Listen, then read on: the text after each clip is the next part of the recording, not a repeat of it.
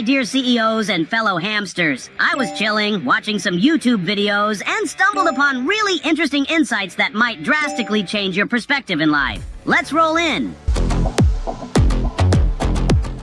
Sometimes siblings surprise you with the biggest heart in the smallest package. This story's got brothers, love, betrayal, well, kinda, and enough cash to buy a year's worth of hamster treats. Let's roll on this emotional wheel together, shall we? My brother says don't come home, says to meet up with me, and he gives me the last like $63.50 he had in his bank account. It's my little brother. And we didn't even get along that much. And it just meant a lot to me. And he said, you can't stay here, you gotta go. I made my first million at 27. When I was 26 though, or 25, he was a mechanic and he was supposed to buy the shop he was working at. He worked his butt off so much so the shop turned around. The guy that was supposed to sell it decides one day after he's been there for 4 years, I don't want to sell it. So he calls me up and he goes, I'm leaving, I don't want to. So what do you want to do? He's like, real estate, I guess. And I wrote him a check for $173,000. It's all the money I had in my bank account. Because he gave me that $63. He's my best friend. Wait, I deeply believe I got something wrong, but did your brother just tell you to get out? Man, after that, even with 60 more bucks in my cheeks pouches, I'd probably give him the side eye for a week. I guess human siblings are less about hoarding and more about, what's the word? Sacrifice. If you ever felt like running but never getting anywhere, maybe the issue is not the wheel but what's happening in that little brain. This video is about how we see ourselves, and trust me, we're all worth more than we think. A negative mind will find any way to make the world fit his priors. Right. So if you go into a situation adamant that you are unlovable, unwanted, broken, flawed, insufficient, you will manage to warp reality to be able to fit what you already believe. Right. So, if I think I'm a sad, snackless hamster, the universe is just gonna make sure I never see another goodie again? And now I have to keep my thoughts squeaky clean? I mean, ever tried to stay positive after being stuck in the same cage for hours? But hey, if a little mental reframe means more treats, maybe it's time to upgrade.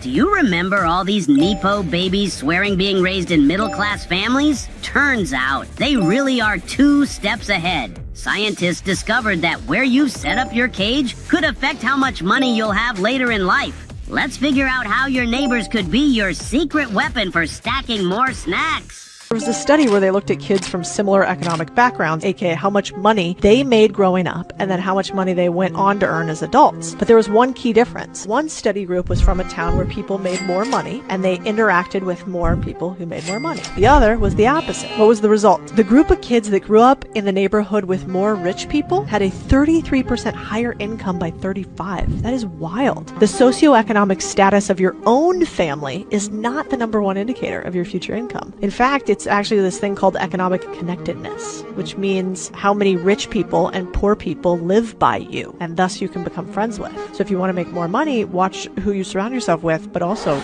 where you live.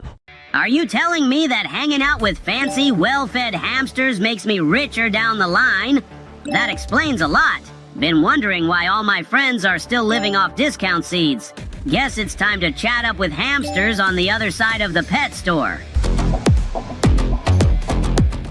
Okay, I got it. To be rich, you have to buy a house where the rich live. But here's a question for you. How does a hamster with no credit score get a mortgage or at least a tiny car? Wait, hamsters don't drive? Oh, well, let's say a human. I think this guy can help us. No credit cards at all, like 0 credit cards? How do you rent a car? How do you build a credit? How do you live in a life that you can't even have a credit? There's only one reason to build credit, and that's to borrow money. If you don't plan to borrow money, you don't need to build credit. But what about like a mortgage? Well, you can get a mortgage with manual underwriting with a 0 credit score. What is manual underwriting? Manual underwriting is the way mortgages were done when I got in the real estate business in 1978. They actually look at the human being and say, do you have a job? They verify the job. What is your income? Let me verify the income with your employer. Verify your deposit, a VOD. And so we found out if you have the money for the down payment in the bank. They actually go through the documents and prove that the person is financially able to buy a house. You can do that with a 0 credit score. So, you don't need a credit score if you're just gonna do things the old-fashioned way? Manual underwriting sounds like something my great-grand hamster used to do when she was bartering for extra bedding. Look, I'm all for vintage vibes. And if it gets me a house with more room for my tunnels, maybe I'll give it a go. Thanks for watching these pieces of wisdom with me. For more, don't forget to like, subscribe, and see you in the next video. And remember, hamsters are power. One for all and all for one. Bye!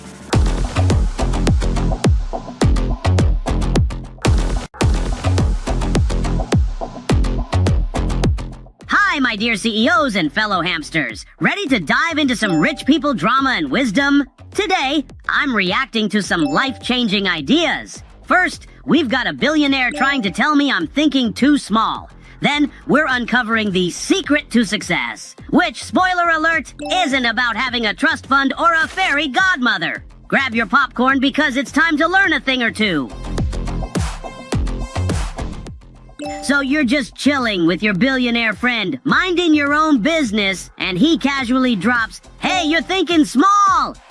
Sorry, what? Did I ask for a life critique with my snacks? But next thing you know, millions are on the table, and well, maybe he's got a point. Moral of the story? When a billionaire talks, you roll your eyes first, but you better listen. So let's listen. I have a good friend, Bill Perkins, and he's like a billionaire. And we're walking along on his little mansion, and he just stops, looks at me, and goes, "Do you think that you've been investing in small business for so long that small has infected your thinking?" And I paused for a second, and I was like, I don't know. I have to think about that. And instead of getting defensive or feel judged, and he was judging me, he was like, "You are thinking small. It's not big enough, and you're wasting your time." And I could have felt like, who is this man to tell me all this? Must be nice when you're a billionaire. But instead, I did the opposite. I was like, God, I think he's right. Let me think on this. And I came back and brought him something else. And we did a business together where he gave me $3 million and I invested a couple million of my own. And now we're building this huge thing. And that never would have happened without judgment. I know that some of us are out here just scraping the bottom of the snack bowl between rent payments, so no time to think big. But, well, turns out when someone with a private jet talks to you, just swallow that humble pie and listen. Who knew a little billionaire judgment could turn your business into an all-you-can-eat buffet? So, think big and dream even bigger, fellow hamsters.